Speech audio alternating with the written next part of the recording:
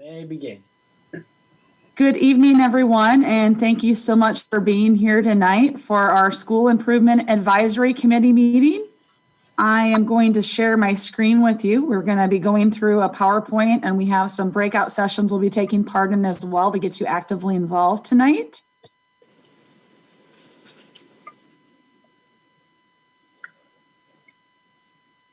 Am I on there? Okay. I'll probably show up more. It shows up as a blank screen because the camera's not on. If you can see the screen, can you give me a thumbs up? We can see a spreadsheet, Nicole. Is that what you want us to see? No. Thank you for telling me that.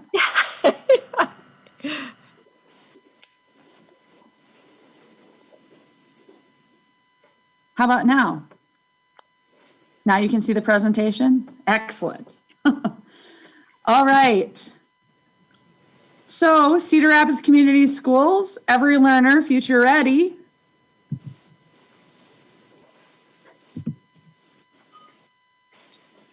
And welcome again, as I said, to SIAC, which is our School Improvement Advisory Committee.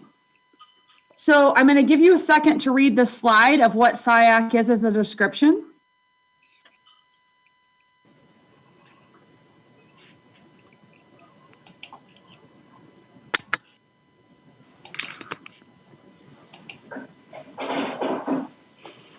So some of the key pieces that are underlined in here is, of course, the relationship between the school and community members, also promoting the community's sense of ownership in the school, and you're here to provide that valuable direction to the school district. So again, we appreciate all of you that are here this evening for that. So because we're all on Zoom, we thought it'd be a good idea to give you a little bit of time in small groups to introduce yourself to the group and share what family engagement means to you. So I am going to take a few minutes here and I'm going to put you in breakout rooms. And when you're in there, again, if you can just share who you are, maybe if you have some students in the system, if you work in the system, if you're a community partner, and then again, what family engagement means to you.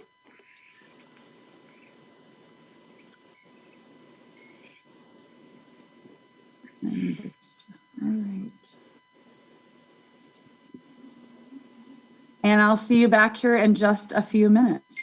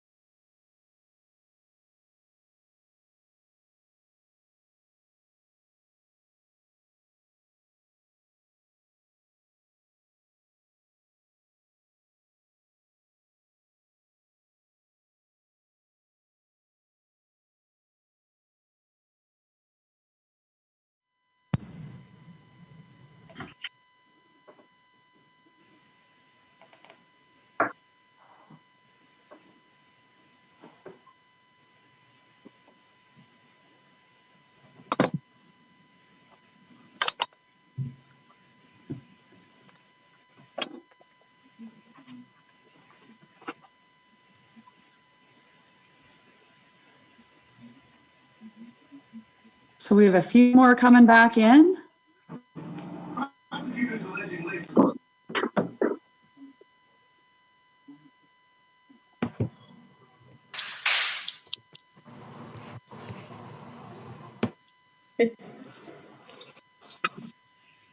Can you hear me?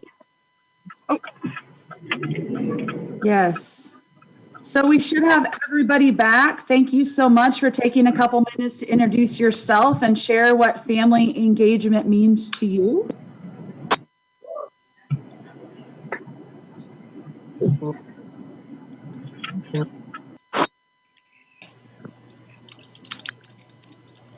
Ignore my mess with technology. I'm trying to admit people at the same time yet, so I apologize.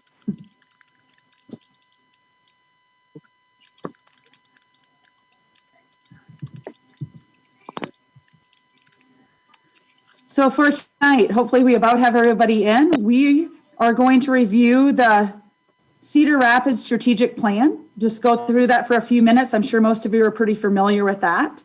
Then we're going to take a little bit of time to examine our focus areas and core beliefs for our system. And then we're going to have a lot of conversation about family engagement. Why are we focused on family engagement? What's the best practice research, community input? How did the pandemic impact that? And what are current goals and plans that we have for the system?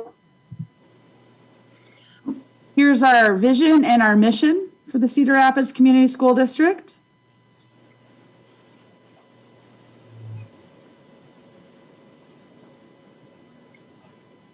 Really, we're really focused on equity of every learner being future ready.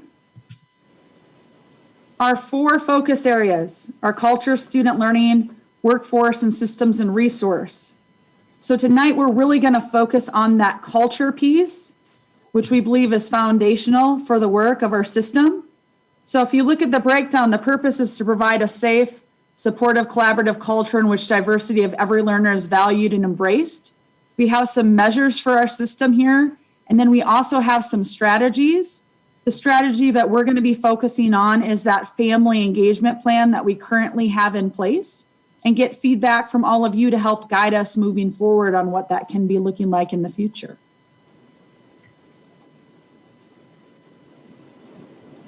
Good evening, everyone. My name is Adam Zimmerman. I'm the Executive Director of Middle Schools and Community Partnerships.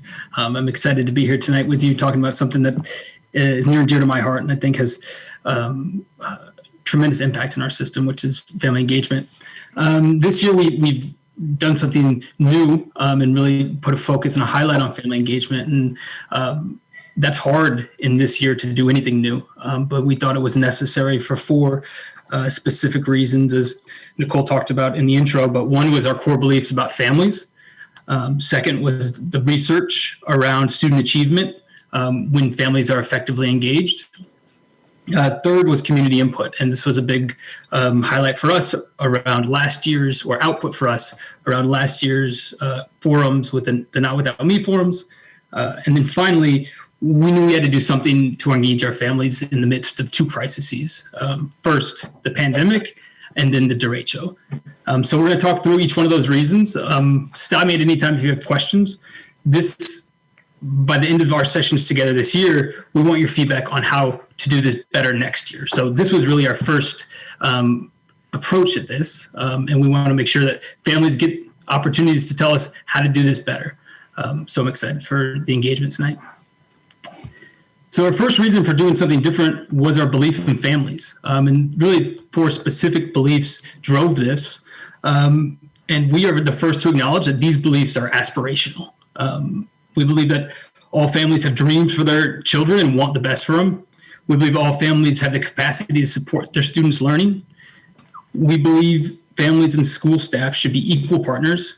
And then 4th, the responsibility for building and sustaining partnerships between the school, home, and community rests primarily with school staff, with a particular burden on school leaders.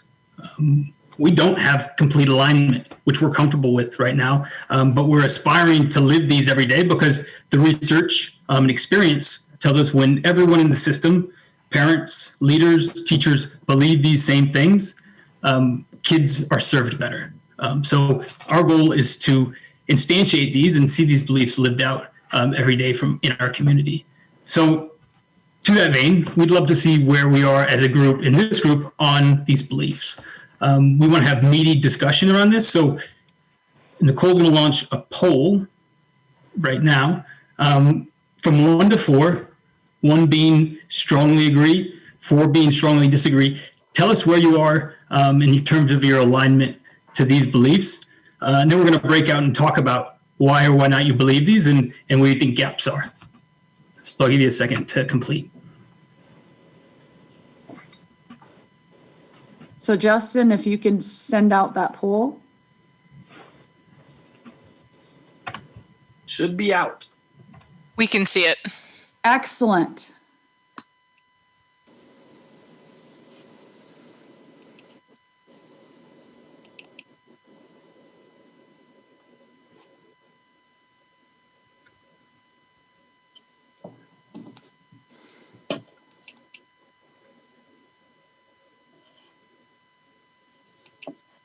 We'll give everyone a minute or so to complete that. And then as soon as we get it back, Justin or Nicole, if you could show that to everyone. Looks like we're really, really close. Awesome. You don't know how many times we've practiced doing this poll to get this right today. So thank you for your patience. And we had to make some quick changes right beforehand as well. So Well, don't feel bad. All industries had to do it. I work at Collins and we practiced with Zoom before big meetings too. it makes me feel so much better. Thank you for sharing that.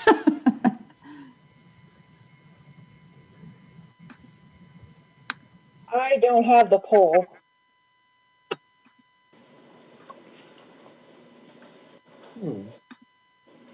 So everybody could see the poll, but sounds like 1.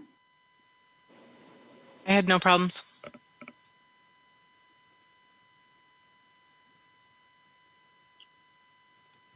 Looks like we got 95% of the vote in, 42 out of 44. Is that good enough for you guys? Poll now or forever hold your peace. I think we can close it, Justin.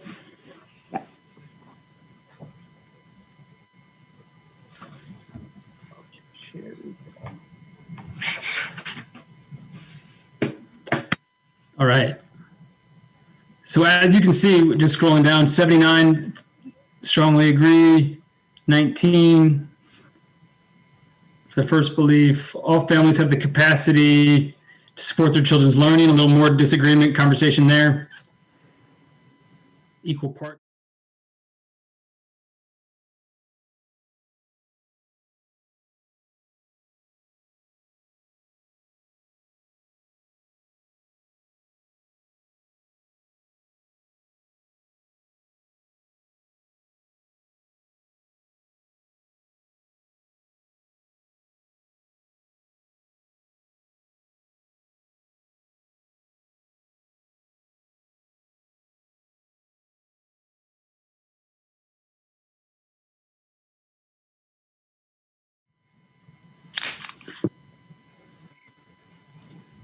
I'm going to give you about 10 minutes just so you guys are aware, and there'll be a warning when there's a minute left. So opening all rooms now. A few of you that were not assigned to a room, I'm assigning you to a location. And is there a way we can see the questions and stuff in our breakouts? I will put that in the chat, John. Thanks. Nicole, I was in the room, so okay, that's fine. Thank you. Sorry, is that okay? Okay. Michelle, you're fine? Okay.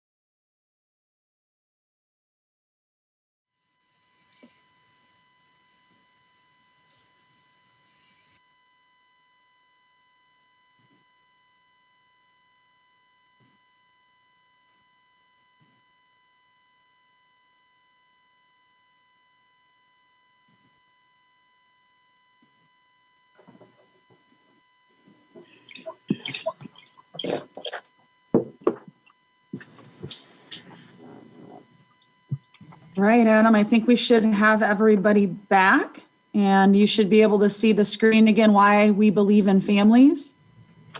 Got it. All right. We had a really rich conversation with the group I was in. We talked, most of it centered around the two ideas of capacity and what that means with families, right? Is the knowledge of a skill the capacity, or is it something broader?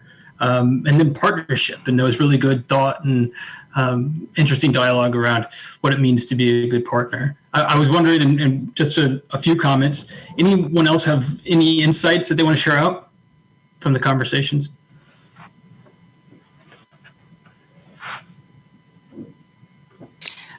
I think in the group I was in, the breakout number 1, we had a lot of discussion around capacity as well. Some people read that question as everybody could do something to support their child, and then others read it as how much could they do and what resources did they have available to offer support. Yeah. Thank you, Angie. Noreen's getting the comments going. Yeah. Good. Well, so these are the beliefs that we want to keep coming back to and interrogating and bringing clarity to as we move through this process, but continue to ground ourselves in these to drive the work. This was the first reason that we decided that this was the right time to launch the work, among others. And the second one, and Nicole, if I slide, was when we looked at the research around what effective family engagement meant for student outcomes. As you can see, it goes right to this partnership word again. Win-home school partnerships are an instructional strategy tied to the learning. You see all of the right outcomes happening. We had a partner of Karen Matt, who is the forerunner in the research around family engagement. She's at Harvard, very impressive. But her research all said that when families and schools partner in an effective way, attendance goes up, literacy skills go up, graduation rates go up, grades go up, everything trends in the correct direction. More specifically, when we look at our two biggest measures, we'll go to the next slide, Nicole. Certain actions, teacher actions, or school staff actions are tied directly to student achievement in reading and math. So in a big study in Chicago and in Washington, D.C., they looked at these teacher actions and they found that when teachers had more face-to-face meetings with families, made phone calls for good and bad news, and then support or sent materials to support the capacity of families to support their kids' learning, it led to 50% higher reading achievement and 40% higher math achievement growth rates. So really promising research around these practices as well.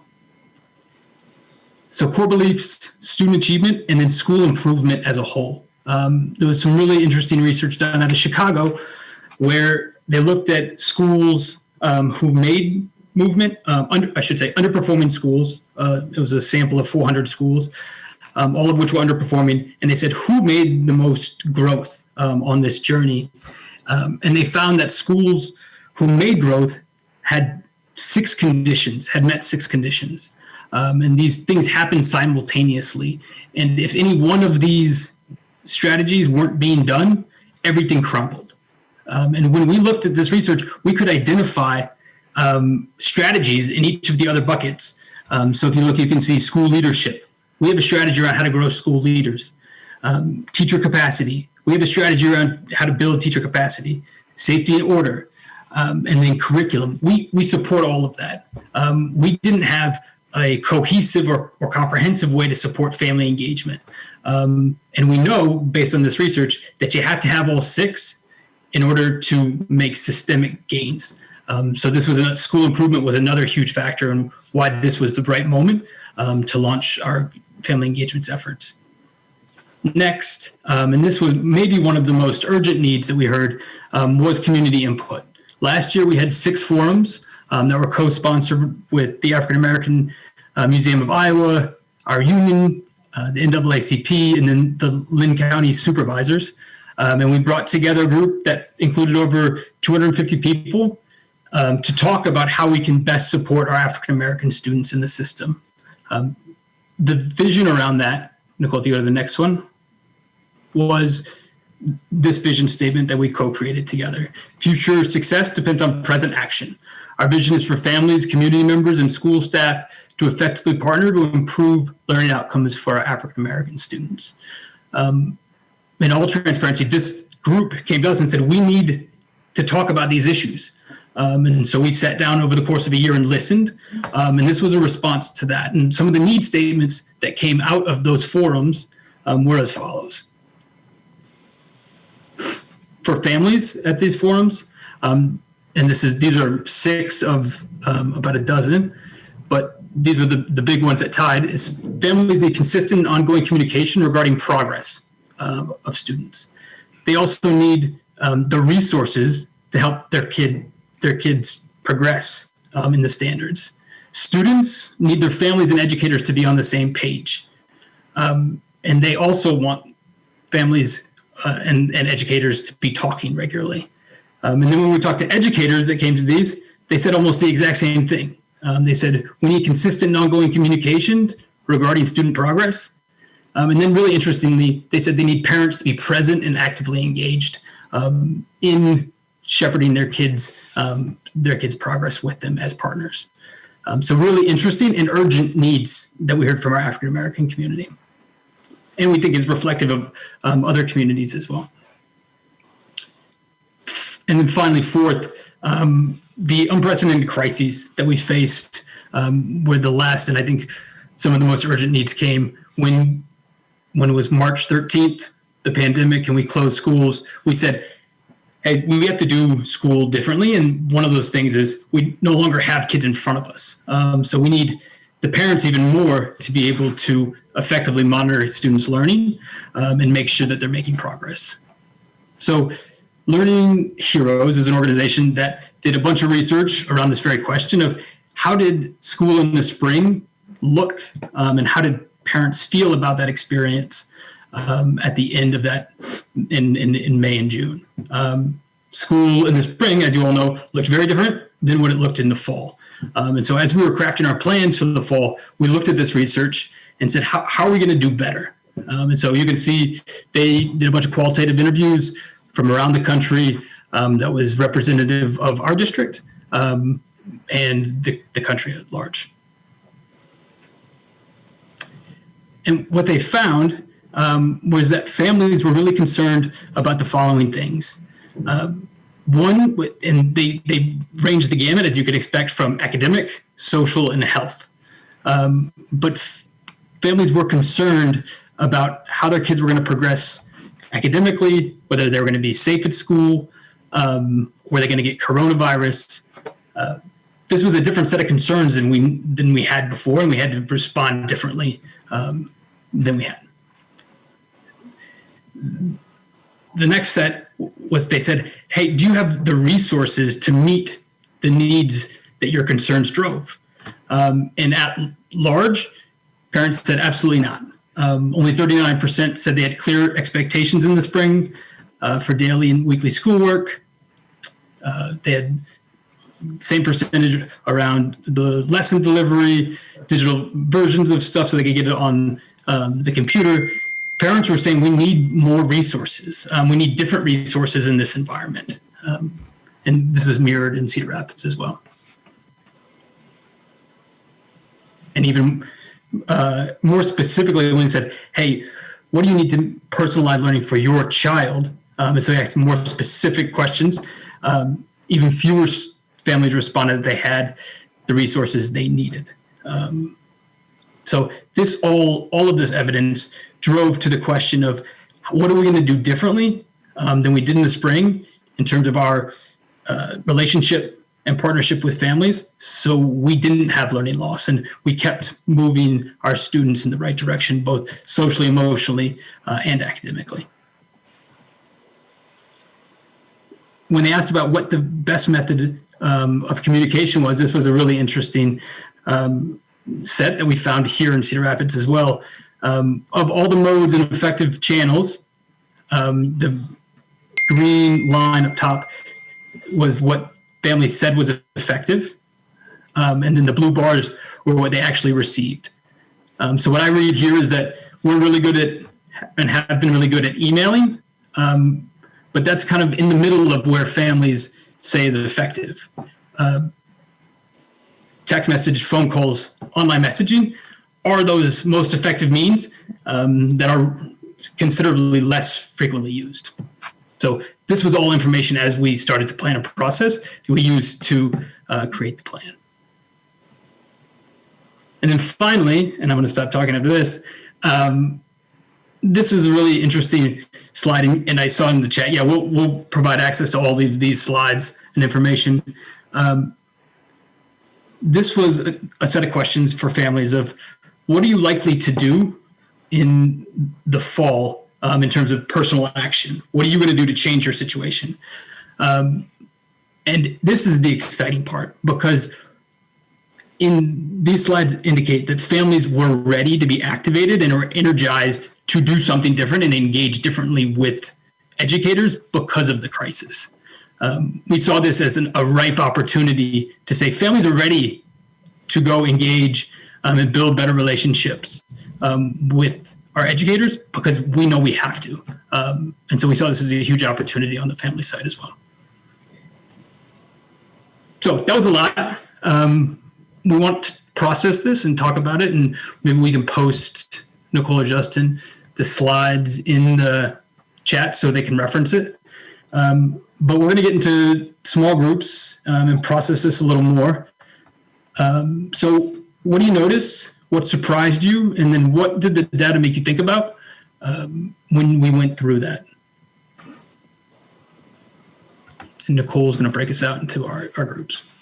If you could put those questions in the chat, I think we can see them in the breakout. Otherwise, we lost what you want us to talk about.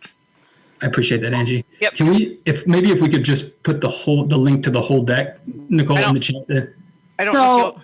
There's a document we're going to be collecting the data on that I'm going to put in the chat. And then if that's all right, I will send a follow-up email as soon as we're done with this slideshow, this Google show, the links, so you guys can have access to all that as well. So right now in the chat, I'm putting the link to the document that you guys will be using for putting this information into on the questions, and the questions are all listed at the top. So you'll have that all in front of you as you have your small group conversations.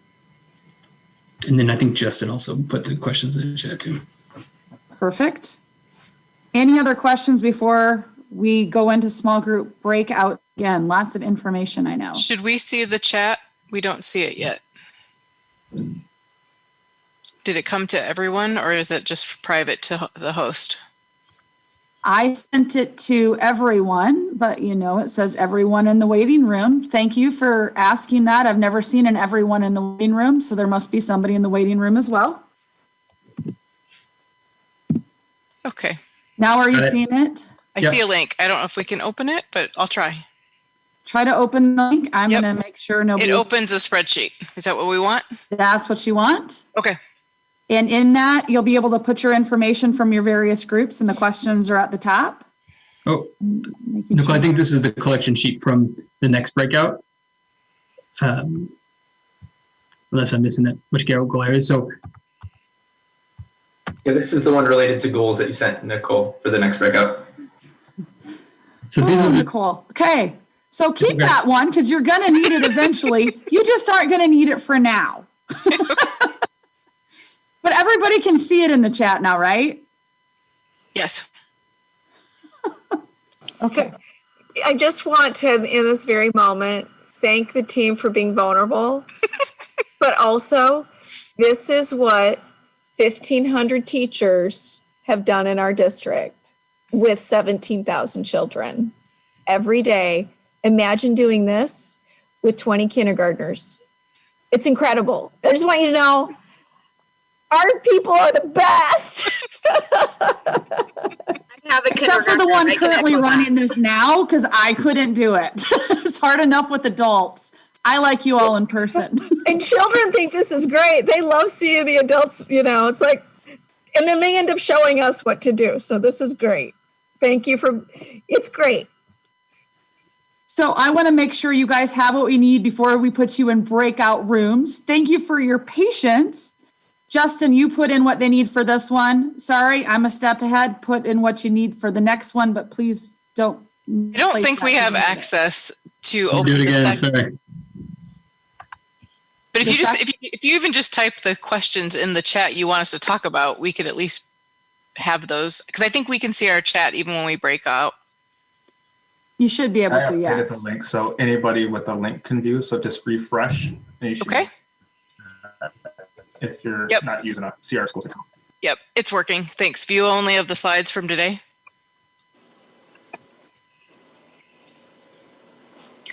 Okay, Thank you guys. Sorry about that. Okay, so slide 24 is what we're talking about.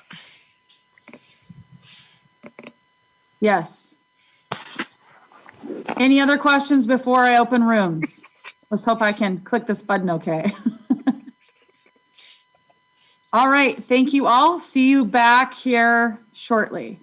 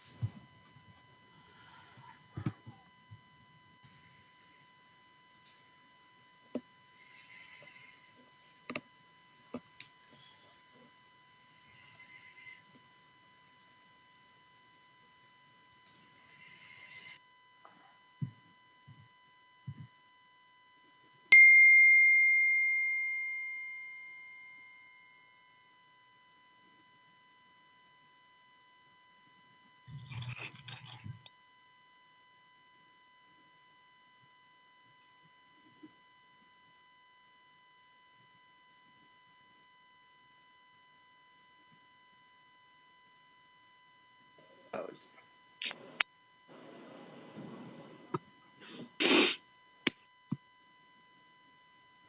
All right, I think we have everybody back.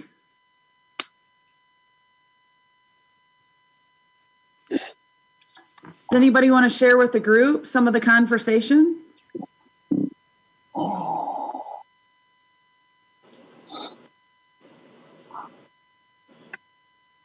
So we are group 4, I think it was, breakout room, and we came to the conclusion that a few things. One, we couldn't really compare this data and answer these questions unless we had pre-COVID or pre-derecho data. So that was one thing. And secondly, we kind of thought that the data, it alluded to this district, but how was it collected? And who did they collect it from? And did that make a difference? And then, I don't know, my other number 4 might help me out with the rest.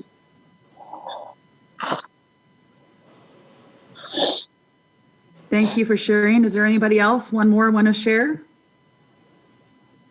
We had similar conversation in group 2, wondering about the data and if this data was taken early in COVID, April-ish, if the results would be, just how the results would be if we gave the same survey, let's say November, December after COVID and the derecho, and now with this long term, just wondering what the results would be now. So this is kind of historic data, and having more current data would be interesting.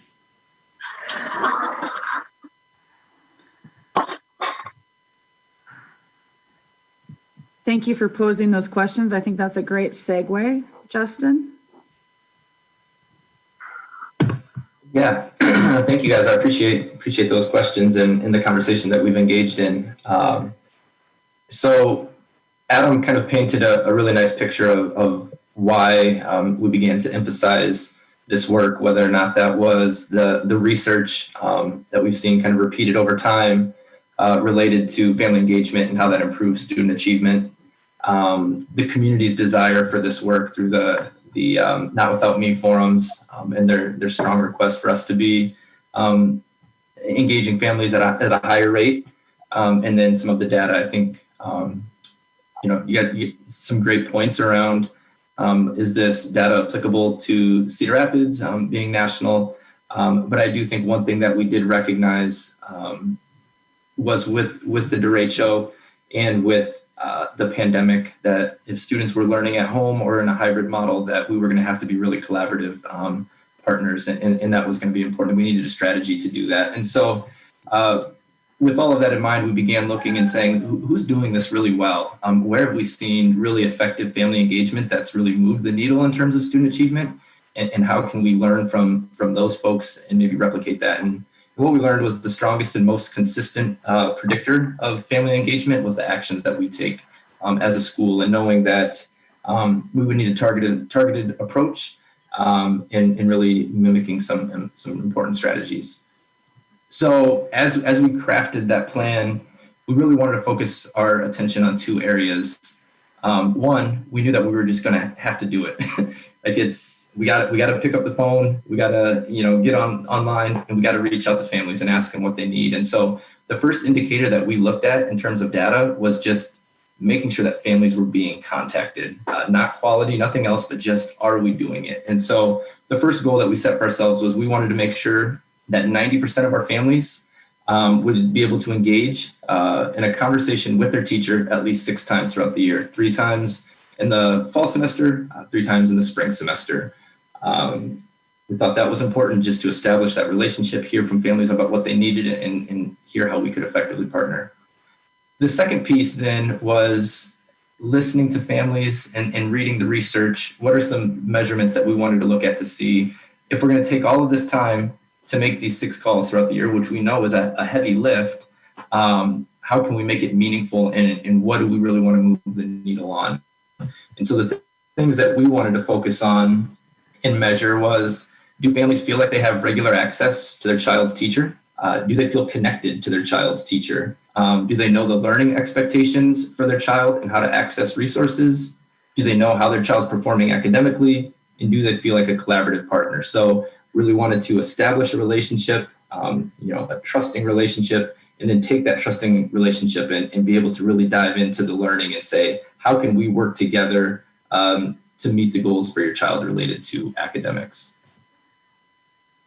And as we kind of crafted this plan as a result of the Not Without Me forum and the community feedback, knowing that that forum was created as a result of some inequities and disproportionality that we've seen in our data, we really wanted to be cognizant that when we were engaging in this work that we didn't have any gaps between demographic groups with this data. So we've been really intentional about monitoring that piece as well. So our plan for semester one started with our first conversation that started during pre-service prior to kids going back to school and went through almost the end of September. And really the focus of that conversation was just to build strong relationships. So we know that folks are happier, more productive, more likely to make positive changes when they feel like they're in a trusting relationship and a collaborative partnership. And so we just wanted to reach out to families, say, hey, we're super excited to have your child with us.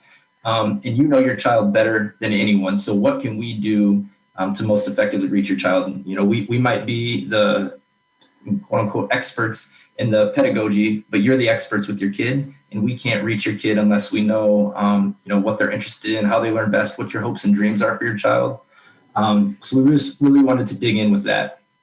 Our second conversation, knowing that many of our students were learning remotely or would potentially be learning remotely at some point throughout the year, we wanted to make sure that families felt equipped to use many of the tools that we'd be using as a district. So whether that's Infinite Campus, Google Classroom, all of those different Google Meet, all of those tools that students were going to need to be using, we wanted to support families with learning how to use those so they could help it at home. And then our third conversation, which took us up to holiday break, was helping families understand where their child was performing relative to grade level standards. And so what we learned through our research and kind of planning this is almost 90% of families believe that their child's performing at or above grade level, when in actuality, it's probably closer to 40%. And so we knew that families had to have a realistic understanding of where their child was performing if they wanted to really be able to dig in and help their child and meet their needs where they're at.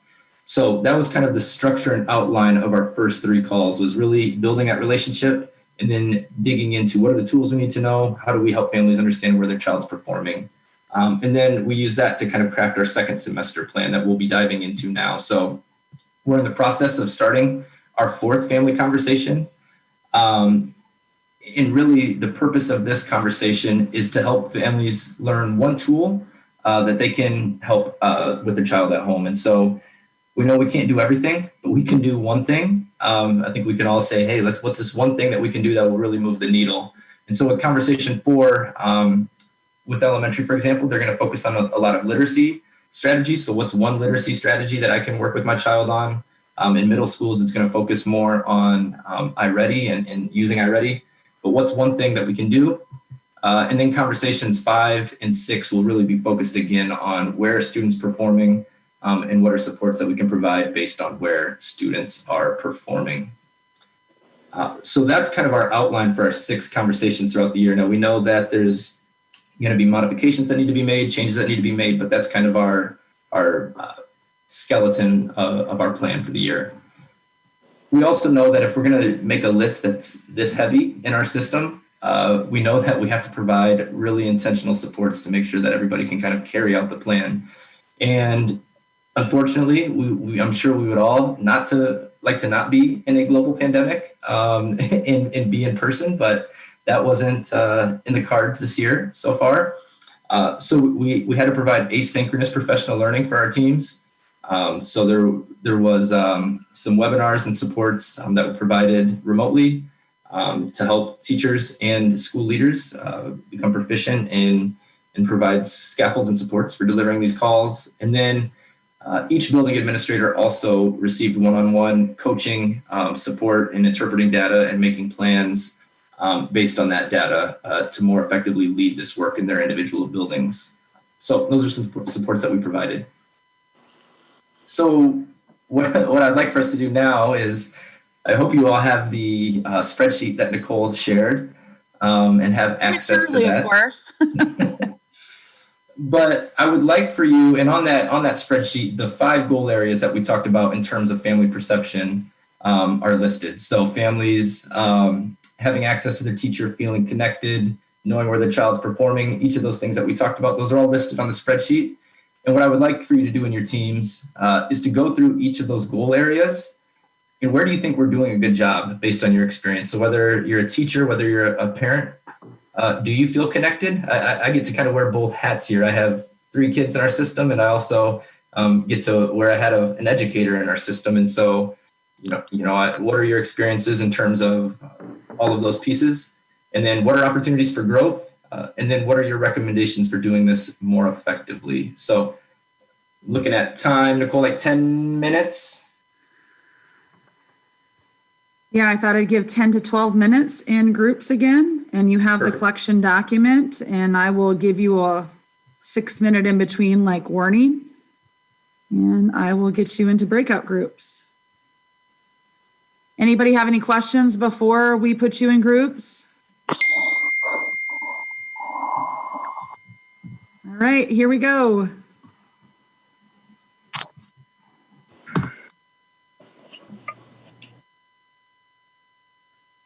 John, what group were you in?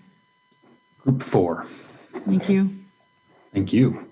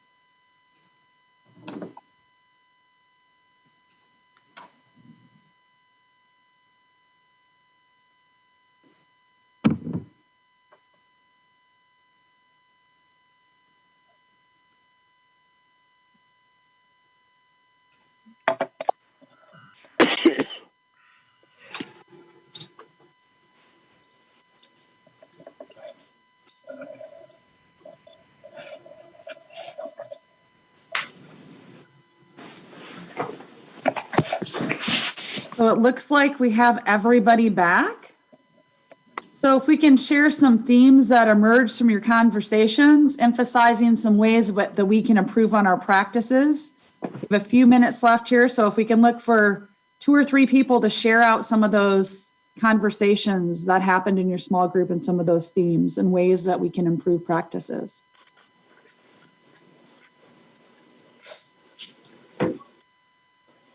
As a parent, I think I was in breakout too. And as a parent, I just wanted to stress that I definitely feel like the teachers have been successful in my children's lives as doing exactly what I just saw on the spreadsheet and the slide. Like I remember my specific phone calls, the emails. I can reach my daughter's teachers easily. They are in 5th grade. It's been a phenomenal, they've been remote since the get-go and will not return at least this year. And it's been a wonderful situation for them. And the teacher's been amazing.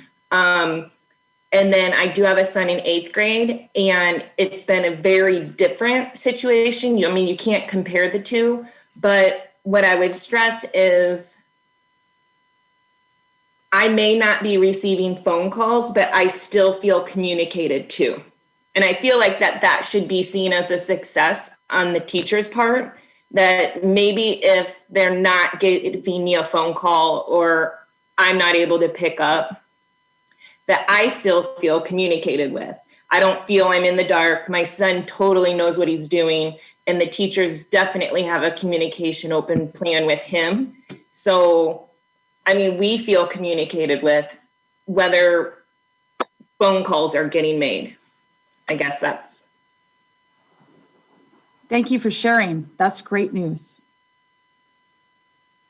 I think we in our group, we're group 4, and in our group we have a high school parent, we have elementary school parents, we have some diversity, which was nice because I think an issue that came to the forefront was when you get into the high school level, you have a lot of different teachers, and some have strengths and some have weaknesses, and some have more experience and some don't, and there's no standardization amongst them.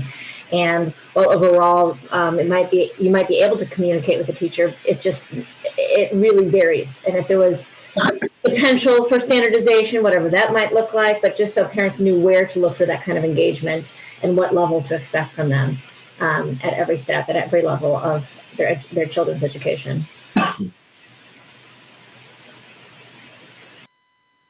Thank you, We Mara. talked in our group. Oh, I was just going to say, we talked in our group a lot. The teachers really are doing their part and doing those reach outs constantly.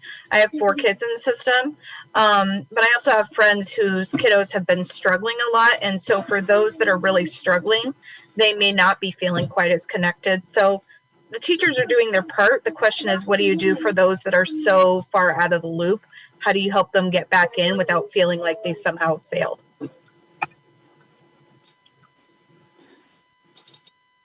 Did anybody have any suggestions for ways to engage maybe those students or those parents and families that are struggling, some things that we could do as a school system? And sorry for the background noise. I'm getting invaded by children. My thought is to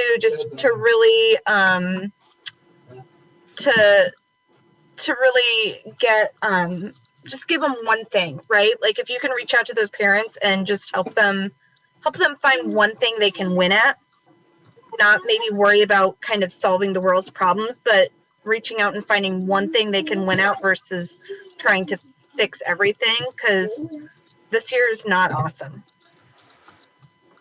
Thank you.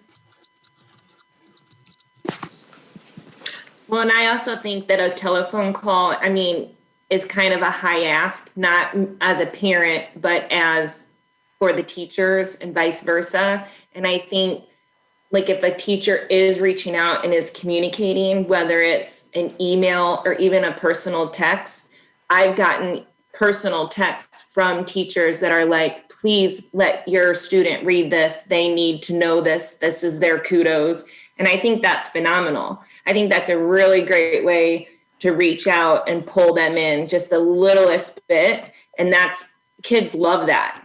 And so even though the teacher would be texting the parent, that is the parent getting pulled in that says that teacher cares about my kid.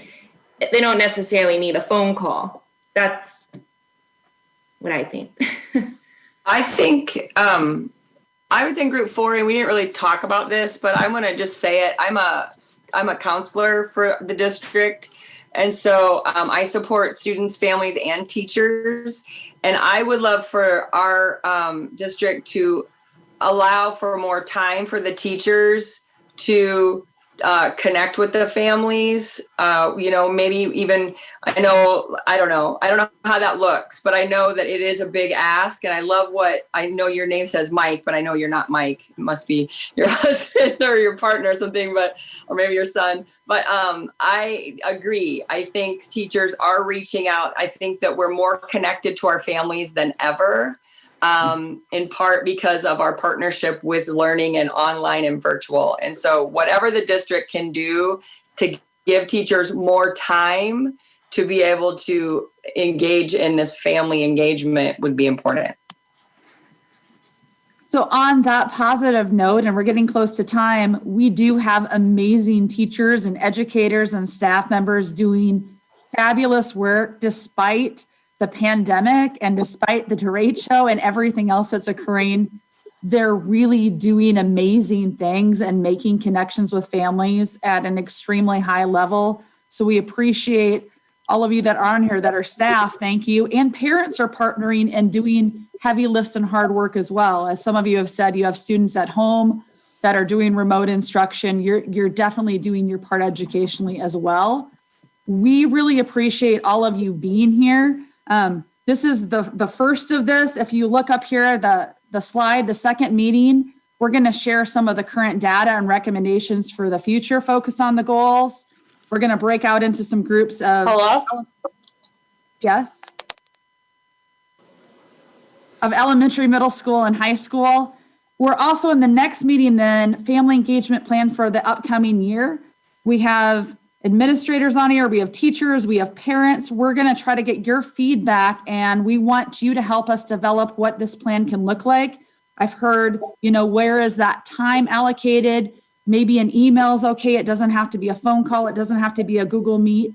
So we want you to help us in the creation of that plan of what that looks like. So those are the upcoming 2 meetings. So the next time we meet is March 9th and the last time will be April 27th.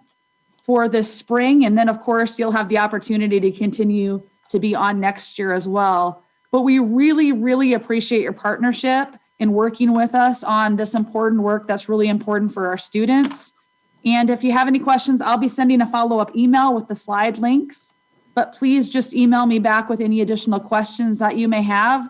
Really look forward to seeing you at the next meeting and hope you'll continue to do this work with us, which is best for our students. So thank you for your partnerships.